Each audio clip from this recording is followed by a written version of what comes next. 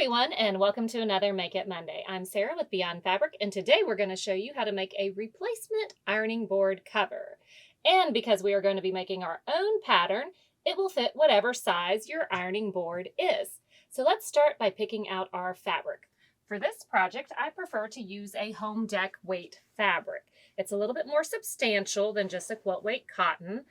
Some things to keep in mind though. You want to make sure you pick something that is 100% cotton, and because we are going to be washing this cover, make sure to pre-wash all your fabrics for the outer and for our liner. Also, choose something that doesn't have colors that tend to bleed when wet and nothing with a raised texture, because that raised texture will transfer to whatever you're ironing. So we have our outer cover, which is a lightweight cotton canvas. And then for our liner, we are using 100% cotton flannel. This will also give it a little bit of padding. And speaking of padding, if underneath your ironing board cover, your pad looks like this, we're going to show you how to make a new one too, because this isn't doing us any good. So let's get started making our pattern. For this project, you will need a couple of tools. You're going to need either a hem gauge or a measuring device ruler. You need marking utensils, pinking shears, regular scissors, a safety pin, 2 sizes of elastic. For the cover, we're using 3/8 inch elastic, and for the ironing pad, I'm using 1.5 inch. You can also get some clips or pins. And now let's get started with the ironing pad. So we have our ironing surface that we're going to be tracing to make a pattern upside down on top of our Insul Bright. The Insul Bright is what we are using for our pad. That's going to help reflect the heat source back into the item that we're ironing. Now we're just going to loosely trace around this because again, this is just going to sit on top and be our pad.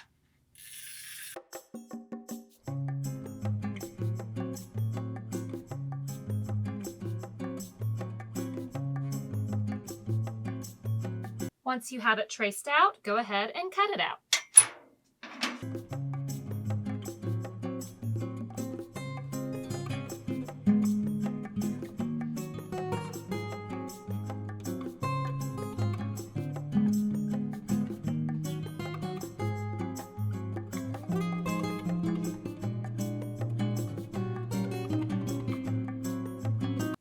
Now that we have our pad cut out, we need to mark where we want to put our elastic. We need to make sure that the elastic does not interfere with where this goes up and down.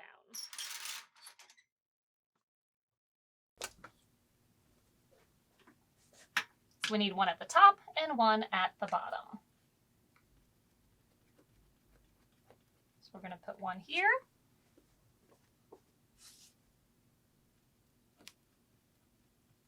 And one down here. Whatever our measurement is across here, subtract 2 inches to cut your elastic, and the same for up here. Whatever this measurement is, subtract 2 inches and cut your elastic.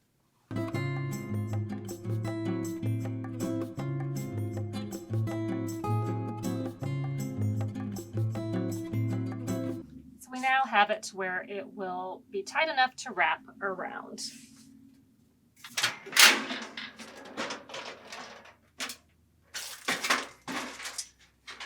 We marked one side, we're going to fold it over, match it up, and mark the other side.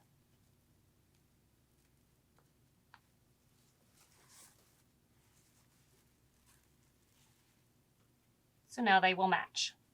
So we're going to put this aside, and when we go to sew the cover, we'll also stitch our elastic to our pad. So now we need to begin our cover. So we have, again, our fabric upside down on our table with the ironing board upside down also on our table. So we're going to measure around this to make our pattern for our cover. First, you need to measure the height of your ironing board. So we're at 1 inch thick here. And then we need to have at least 2 inches inside. We don't want, again, to get in the way of our operating unit. So we need 2 inches at least in the side, so 2 to 2.5 inches. And then you need to add a 1/2 inch for our seam allowance to join the two. So between 2 and 2.5 inches, whatever you feel comfortable with. This is just what's going to go around the lip of it to hold it in place. And then add the height. So if we have 1 inch and 2 inches and then the 1/2 inch seam allowance, we need to measure 3.5 inches all the way around. Again, if you prefer more like 2.5 inches inside, then you would need 3.5 plus your 1/2 inch seam allowance. So you would be measuring 4 inches all the way around. So take your ruler or your hem gauge and you're going to lay it up against your ironing board surface, and then you're going to mark it at the increment that you decide. So 3.5 or 4 inches on this ironing board.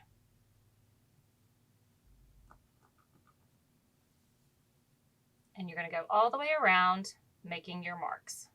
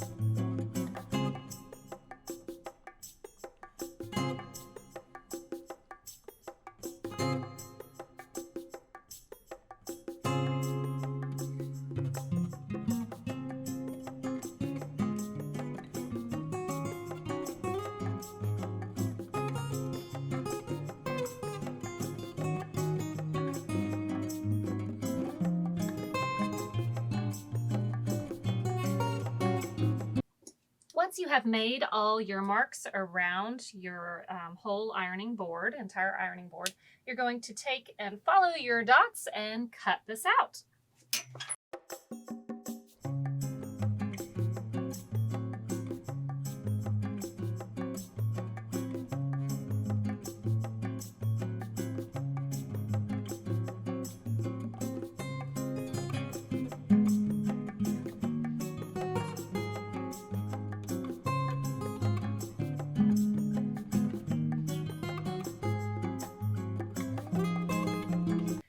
Now that we have our outer fabric cut out, we need our lining fabric to match it. So we have laid them right sides together, and we're going to cut around so that they will be the same size.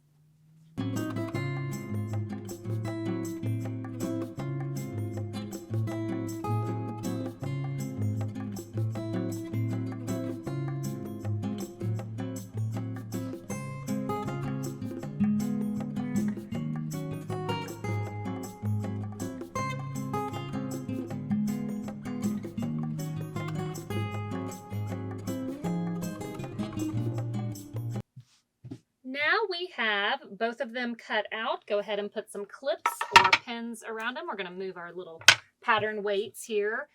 So for pattern weights, you see I'm using trivets from the kitchen, but you can use anything that's heavy that keeps it from moving around. So put some clips around the exterior, holding the two layers together.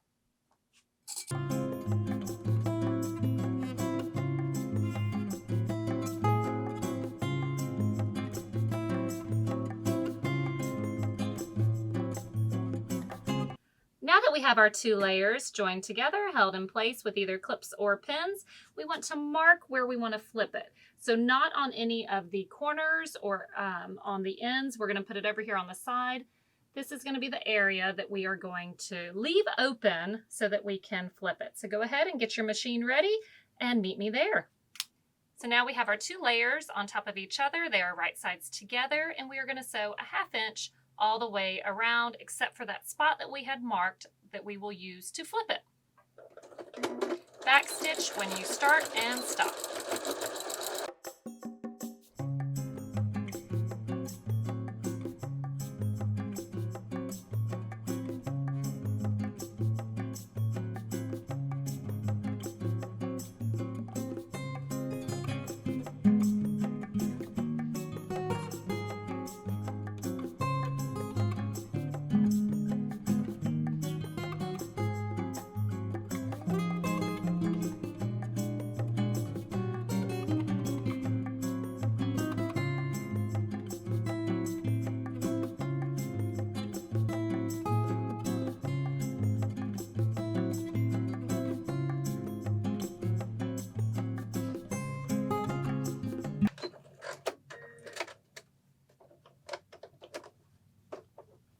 now we have our spot to flip it. Before we flip it, you need to take your pinking shears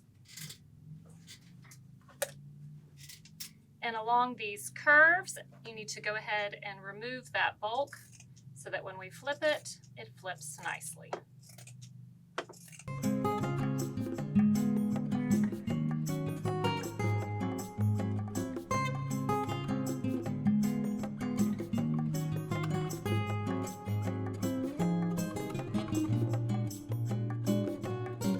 Once you have flipped it right sides out, you need to go and press it so that you have it nice and laid on top of each other and press flat, because we are going to create a casing to run our elastic.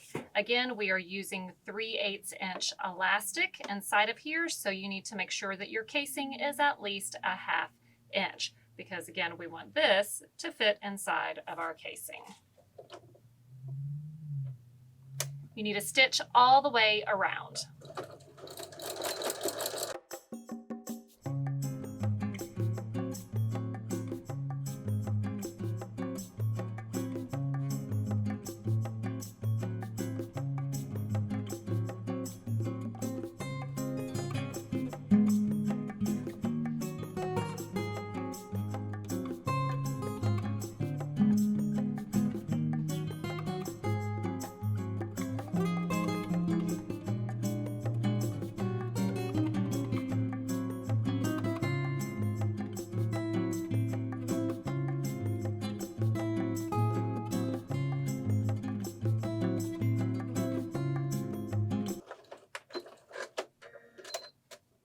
Now we have stitched all the way around. We have our hole here that was left where we flipped it, and this is how we're going to run our elastic through. But before we do that, we want to go ahead and stitch the elastic onto our ironing pad. Before we finish our ironing cover, we need to finish the pad. So we had already marked where our elastic is going to go, and we have our 2 pieces of elastic, a smaller one for the top and a larger one for the bottom. You're going to lay your elastic on top, meeting the middle with the middle of your elastic, and you're just going to zigzag stitch it straight onto it.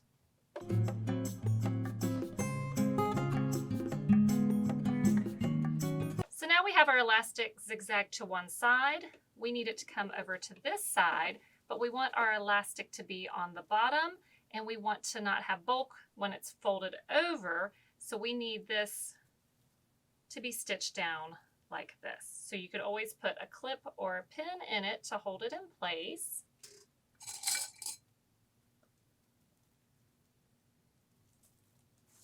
And we're going to turn it over here to our machine and make sure that that is out of your way and zigzag it in place.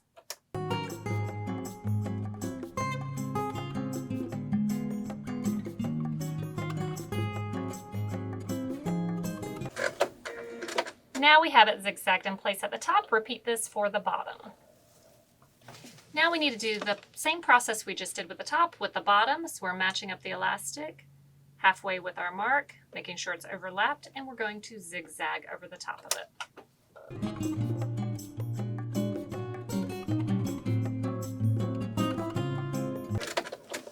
So we have it zigzagged on. It's going to go over to the other side, and we want it to lay like this. So again, clip it, flip and readjust.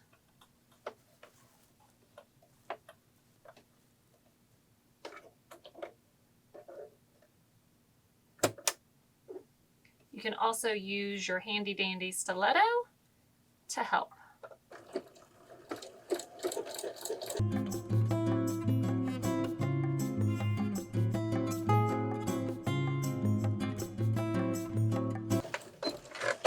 Once it's zigzagged on there and we're not twisted, then your pad is finished and you can put it on your ironing service. Now let's finish our cover.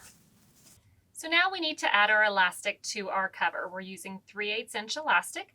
We have a giant safety pin. We're going to poke it through our elastic, close our safety pin, And then using the hole that we had left open, we're going to feed our elastic through.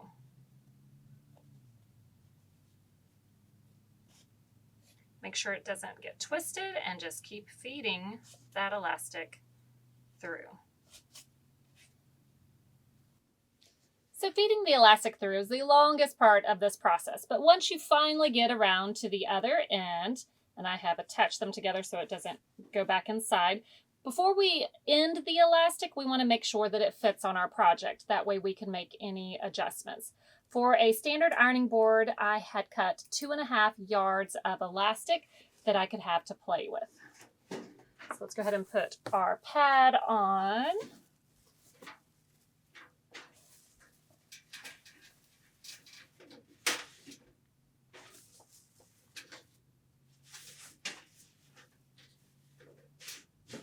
Have our nice pad, and then let's check our cover.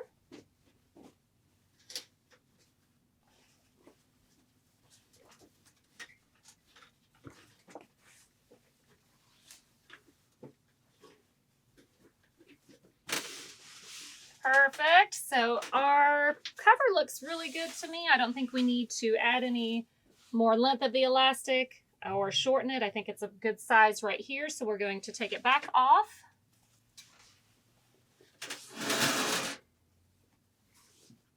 And making sure that it doesn't get twisted.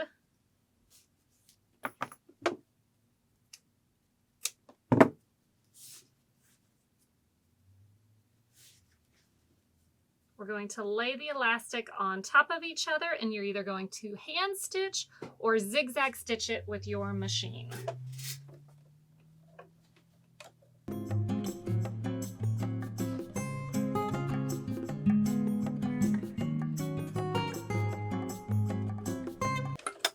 Once it is thoroughly stitched, remove it. And then the hole that we had left, you can top stitch with your machine or you can hand stitch it closed. We are opting for top stitching. So you're going to stitch right along the edge, make sure not to catch your elastic.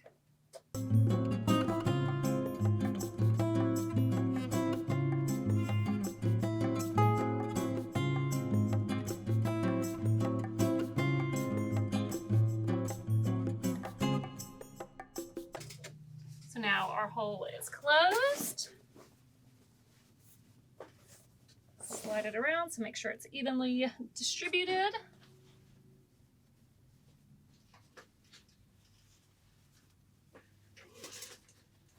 And now you have a clean ironing board cover that is washable and a new pad underneath.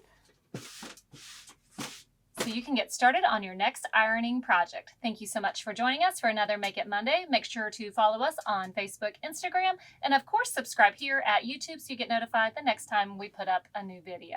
See you next time.